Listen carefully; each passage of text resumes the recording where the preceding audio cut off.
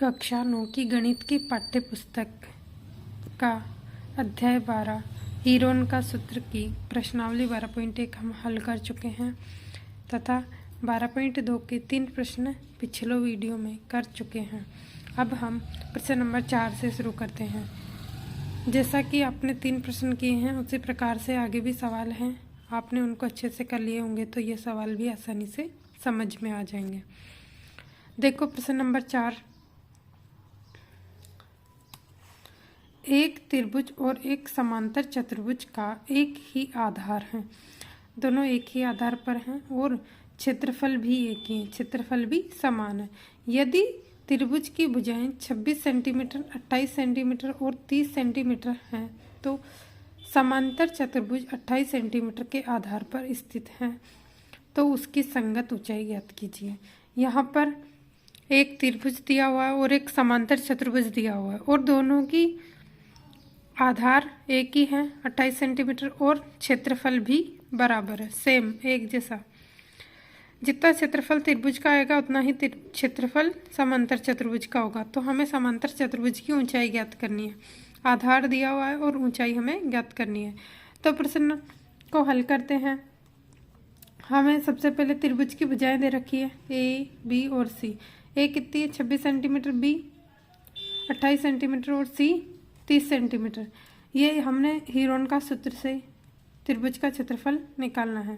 तो यहाँ देखो हम सबसे पहले हीरोन के सूत्र से त्रिभुज का क्षेत्रफल निकालने के लिए क्या निकालेंगे, एस। तो एस का मान निकालने के लिए सूत्र होता है त्रिभुज का अर्ध परिमाप, यानी त्रिभुज की भुजाओं के योग का आधा। तो देखो ए प्लस बी प्लस सी बटे 2। ए का मान है 26, बी का मान 28 और सी का मान है 30 सेंटीमीटर। इनमें बटे में क्या लिख दिया, 2। इन तीनों को हमारे जोड़ने पर हमारे पास संख्या प्राप्त हुई है 84। उसमें भाग किसका देंगे, 2 का। 84 में भाग दिया 2 का तो एस का मान हमारे पास आया 42 सेंटीमीटर। अब एस का मान आ गया। अब हीरोन का सूत्र से त्रिभुज का क्षेत्रफल हम ज्ञात करेंगे। तो हीरोन के सूत्र से त्रिभुज के क्षेत्रफल का सूत्र होता है under root s, s minus a, s minus b और एस माइनस सी। यहाँ हम एस और भुजाओं के मान रख देंगे क्रमशः। तो देखो एस का मान कितना है 42 सेंटीमीटर और ए का मान है 42 माइनस 26, 42 माइनस 28 सेंटीमीटर और 42 माइनस 30। यहाँ हीरोन के सूत्र में हमने मान रख दिया 42, 42 माइनस 26, 42 माइनस 28 और 42 माइनस 30। अब देखिए इनको घटाते हैं। 42 का 42, 42 में से 26 गए तो 16, 42 माइनस 28 तो 14 और 42 माइनस 30 तो 12। अब हम इन संख्याओं के गुणनखंड करेंगे। तो गुणनखंड करने का तरीका आपको याद है, पिछली कक्षाओं में आप पढ़ चुके हैं, फिर भी मैं एक बार बता देती हूँ किस प्रकार करना है। तो यहाँ देखो जैसे 42 के हमें गुणनखंड करने हैं तो इसमें पहले किसका भाग जा रहा है, सबसे छोटी संख्या का भाग दे के देखते हैं। तो यहाँ 2 का भाग जा रहा था, 2 एकम 2 दूनी 4 और 2 एकम 2। कितनी बार गया, 21 बार। 21 में जा रहा है 3 का भाग, 21 में 3 का भाग कितनी बार जा रहा है, 7 बार। 7 में 7 का जा रहा है 1 बार। इस प्रकार इसके टुकड़े हुए 2 गुना 3 गुना 7। तो हमने यहाँ लिख दिया 2 गुना 3 गुना 7। अगला एक और का करके दिखा देती हूँ। 16 का देखो, 16 में किसका भाग जा रहा है, 2 का। तो 2 का कितनी बार जा रहा है, 8 बार। फिर 2 का दिया 4 बार, फिर 2 का दिया 2 बार और फिर 2 का 1 बार। इस प्रकार 16 के टुकड़े हुए 2 गुना 2 गुना 2 गुना 2। 2 का कितनी बार गुणा करे, 4 बार, तो 16 आ जाता है। फिर 14 के गुना, 14 के हमने करे 7 गुना 2 और 12 के हो रहे 2 गुना 3। ये इन सबके गुणनखंड करके निकालें, आप आराम से इनको निकाल सकते हैं। देखो इसके बाद ये संख्याएं हैं उनको हमने क्रमशः जमा दिया आरोही क्रम में। तो देखिए पहले सबसे छोटी फिर उसके बाद बड़ी संख्याएं लिख दी। तो यहाँ इनके इसलिए लिखा है ताकि इनके जोड़े बनाने में हमें आसानी रहे। तो देखो 2 का 1 जोड़ा बन जाएगा, 2 के 2 जोड़े, 3 और 4। 2 के कितने जोड़े बन गए हमारे पास, 4 जोड़े। हमने इनको वर्गमूल से बाहर निकाल लिया, अंडर रूट से बाहर निकाल लिया। 3 का 1 जोड़ा बना और 7 का 1 जोड़ा।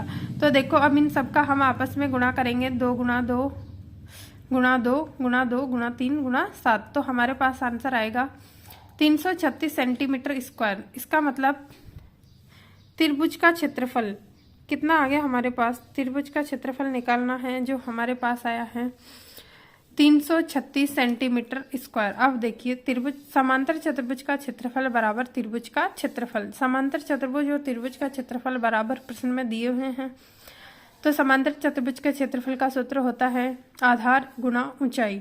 हमें क्वेश्चन में आधार दिया हुआ है कि समांतर चतुर्भुज का आधार कितना है 28 सेंटीमीटर। तो हम आधार की जगह ये मान रख देंगे और ऊंचाई हमें संगत ऊंचाई हमें ज्ञात करनी है। तो देखो प्रश्न में आधार की जगह हमने मान रख दिया 28 सेंटीमीटर, ऊंचाई हमें ज्ञात करनी है। त्रिभुज का क्षेत्रफल हमारे पास कितना है 336 सेंटीमीटर स्क्वायर। तो यहाँ हमने मान रख दिया।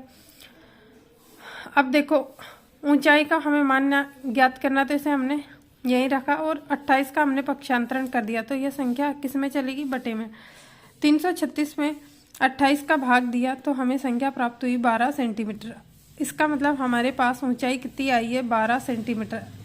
अतः समांतर चतुर्भुज की ऊंचाई है 12 सेंटीमीटर। हमें यही ज्ञात करना था तो हमने ज्ञात कर लिया। क्वेश्चन नंबर 5, एक समचतुर्भुजाकार घास के खेत में 18 गायों के चरने के लिए घास है। यदि इस समचतुर्भुज की प्रत्येक भुजा 30 मीटर है तथा बड़ा विकर्ण 48 मीटर है तो प्रत्येक गाय को चरने के लिए इस घास के खेत का कितना क्षेत्रफल प्राप्त होगा? यहाँ एक समचतुर्भुजाकार घास का खेत है, उसमें कितनी गाय चर रही है? टोटल 18 गाय। और समचतुर्भुज के एक भुजा दे रखी है और समचतुर्भुज की चारों भुजाएं कैसी होती हैं? समान।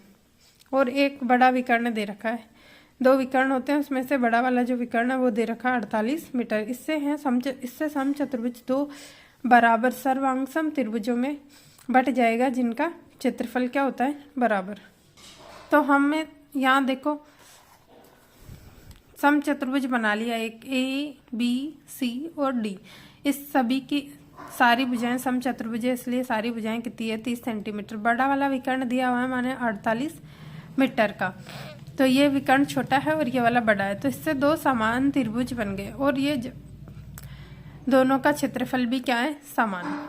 और इसको हम हीरोन के सूत्र के माध्यम से इसका क्षेत्रफल निकाल के उसका गुणा 2 से कर देंगे तो हमारे पास पूरे चतुर्भुज का क्षेत्रफल आ जाएगा। तो देखो दिया हमें ABCD एक चतुर्भुज है जिसमें AB बराबर BC बराबर CD बराबर DA 30 मीटर।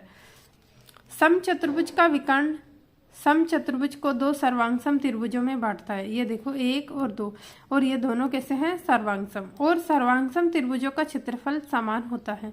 इन दोनों का क्षेत्रफल कैसा होगा? बराबर। अब देखो सबसे पहले हम त्रिभुज ABC ये वाला त्रिभुज ले रहे, त्रिभुज नंबर 1 ABC। यहाँ है त्रिभुज की भुजाएं 30 मीटर, B 30 मीटर और C है 48 मीटर। अब इससे हम हीरोन के सूत्र के माध्यम से त्रिभुज का क्षेत्रफल ज्ञात करेंगे। देखो S का मान निकालने के लिए A plus B plus C बटे 2। S होता है त्रिभुज का अर्ध परिमाप। A का मान 30, B का मान 30 और C का मान है 48 बटे 2।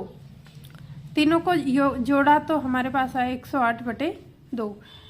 108 में 2 का भाग दिया तो 54 मीटर। हमारे पास त्रिभुज की भुजा आई है 54 मीटर।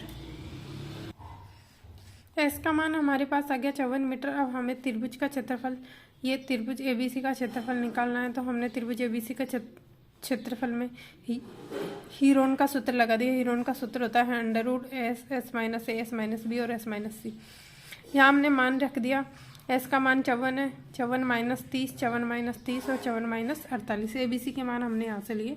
S का मान ये रहा। S का मान हम पहले निकाल चुके हैं। तो देखो 54 माइनस 30 24, 54 माइनस 30 24 और 54 माइनस 48 6। इसका हम गुणनखंड करेंगे। अभी पिछले सवाल में मैंने करके दिखा रखा है तो आप कर लेना, आसानी से हो जाएंगे। इन सभी के 54, 24, 24 और 6 के टुकड़े करें तो देखो हमारे पास आए 54 के टुकड़े 2 गुना 3 गुना 3 गुना 3। 24 क्या है 2 गुना 2 गुना 2 गुना 3। इसी प्रकार इस 24 क्या है 2 गुना 2 गुना 2 गुना 3। 6 क्या है 2 गुना 6 2 गुना 3। अब देखो यहाँ हम पहले 2 वाले जितनी भी संख्या उनको लिख लेते हैं। तो देखो 2 कितनी बार है 1 2 3 4 5 6 7 और 8। 2 हमने 8 बार लिख लिया है।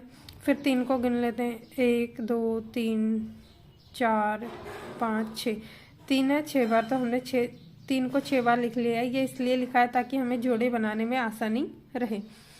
अब देखो 2 का 1 जोड़ा, 2 3 और 4, 2 के कितने जोड़े बन गए 4, तो हमने 2 को 4 बार बाहर लिख लिया। 3 के देखो 1 2 और 3, कितने जोड़े बने 3 के 3 जोड़े, हमने 3 के 3 जोड़े बाहर निकाली। अब ऐसी कोई भी संख्या नहीं बची है जो अंडर रूट के अंदर हो, तो हमने सारी संख्याओं को बाहर निकाल लिया। अब इन सब का गुणा करके हम त्रिभुज का क्षेत्रफल निकाल लेंगे। तो इन सब का गुणा करने से हमारे पास त्रिभुज ABC का क्षेत्रफल आया है 432 मीटर स्क्वायर। इसी प्रकार ये त्रिभुज ABC है, इसका क्षेत्रफल जितना आया है उतना ही ACD का होगा, क्योंकि ये दोनों त्रिभुज सर्वांगसम है, पहले भी बता चुकी, और इनका क्षेत्रफल क्या होगा बराबर। तो देखो यहाँ चतुर्भुज, इसी प्रकार त्रिभुज ACD का क्षेत्रफल भी आया 432 मीटर स्क्वायर। चतुर्भुज ABCD का क्षेत्रफल, इसका पूरे चतुर्भुज का क्षेत्रफल निकालने के लिए त्रिभुज ABC का क्षेत्रफल प्लस त्रिभुज ACD का क्षेत्रफल, दोनों का क्षेत्रफल जोड़ दिए 432 मीटर स्क्वायर और 432 मीटर स्क्वायर, दोनों का जोड़ा तो 864 मीटर स्क्वायर। अब ये पूरे समचतुर्भुजाकार खेत का क्षेत्रफल आ गया, जिसमें कुल कितनी गायें चर रही है 18 गायों को चरने का कुल क्षेत्रफल है 864 मीटर स्क्वायर। अब हमें क्या पूछा है क्वेश्चन में, एक गाय के चरने का क्षेत्रफल कितना है।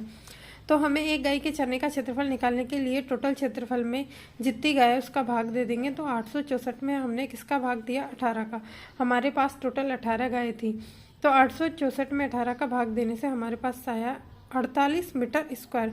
एक गाय को चरने के लिए कितना क्षेत्रफल मिल रहा है 48 मीटर स्क्वायर। ये प्रश्न आपको समझ में आ गए होंगे। आगे के सवालों को एक बार करने की कोशिश कीजिए, नहीं हो तो हम वीडियो में बता देंगे।